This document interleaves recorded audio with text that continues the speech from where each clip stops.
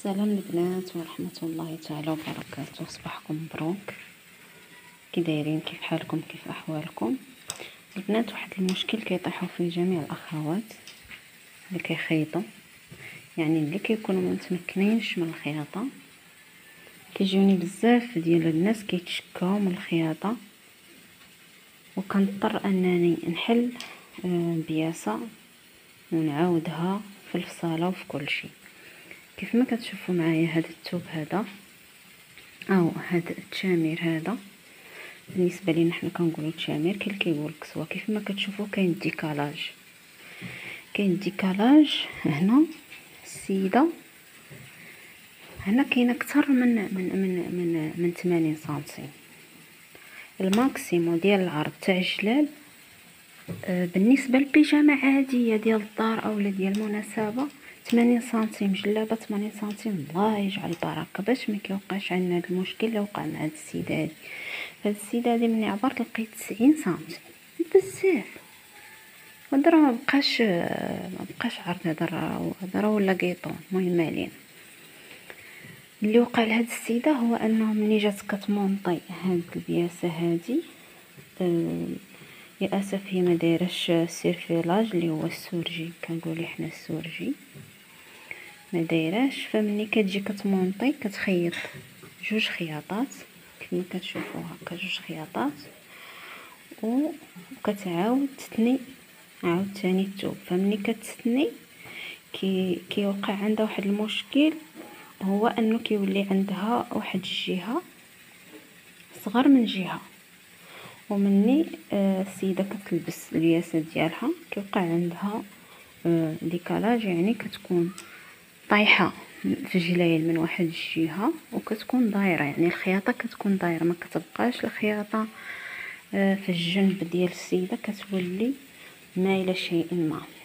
كيف ما كتشوفوا معايا انا حليت هاد البياسه هذه.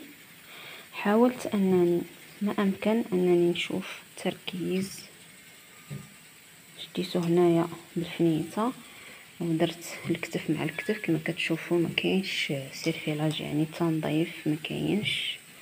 فانا حليتها حتى لهنا كما كتشوفوا معايا. لقيت المشكل هو ان الظهر، هانتوما كيف ما كتشوفوا الظهر كبر من الامام. هذا هو الامام، ها هو، وهذا هو الظهر. هانتوما شوفوا الظهر، شفتوا الظهر باش مفاوت مع الامام، ها شفتوا تقريبا شي 4 أو 3 سنتيم وما مقاداش، يعني داخله وخارجه.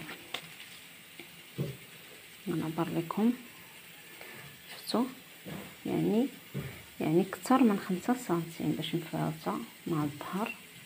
ولاميم هنا هانتوما شفتوا، هذا هو الامام وهذا هو الظهر. دابا هنا درت لكم هذا الفيديو باش ما تبقاوش تطيحوا في هذا المشكل. هذا المشكل حاولوا انكم ما تطيحوش فيه مبتدئات، ورجعوا للفيديوهات وشاهدوا، ما فيها باس. ندخل واحد الفيديو بغيت نفصل واحد البياسه، ندخل واحد الفيديو هانتوما شفتوا، يعني 55، يعني عندنا 80 نتاج ثاني بزاف. عندنا عفوا عندنا 90، يعني 90 قل شي 2 سنتيم هكاك، بزاف بالنسبه للبيجامه اولا تشامير كما كنقولوا حنا عندنا في الصراغنه ديال الدار. درت لكم هذا الفيديو اخوات باش مبقاش طيحوا في هذا المشكل. باش اولا نحاول ما امكن انني ندير السورجي، لان السورجي كيخلي لي الثوب كيف ما هو، ماشي كندير الخياطه الاولى وكنعاود الثانيه وكنعاود نثني، فاكيد غادي ينقص لي الثوب من الامام او من الخلف. انا مني كان نخدم وكندير خدمه نقيه وكندير سيرفيلاج او سورجي، فانا بهذا كنربح كليان، وما كيضطرش داك الكليان عاود يمشي عند واحد اخر باش يصلح لي المشكل، يبقى ديما اون كونتاكت معايا. فانا على 5 دراهم ديال سيرفيلاج او السورجي كنقدر نخسر كليان، وكنقدر انني ندير خدمه ما زويناش وكيشكوا الناس في الخدمه ديالي. ودائما هذا الثوب اللي هو ديال الخيط الثوب ديال الخيط راه ماشي ساهل في الفصاله، يعني ما تحقروش، راه ماشي ساهل، لانه ملي كنحطوا الثوب كنطويو الثوب على 4 كنحاولوا نخرجوا الزائد او الفائض اللي عندنا، كنخرجوه من طبيعه الحال الامام ديالنا، لانه القدام عندنا كيكون مسدود.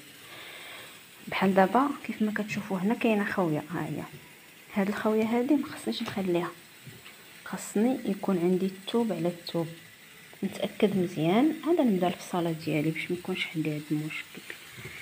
المهم الى هنا كيساي فيديو ديالنا، هذه فقط نصيحه لكم اخوات المبتدئات او الخياطات المحترفات. المهم الانسان كيوقع عنده المشاكل، كيوقع الخطا، ولكن ماشي بحال الخطا هذا اللي هو فادح وشائع. صباحكم مبروك، مليء بالافراح والمسرات، والسلام عليكم ورحمه الله.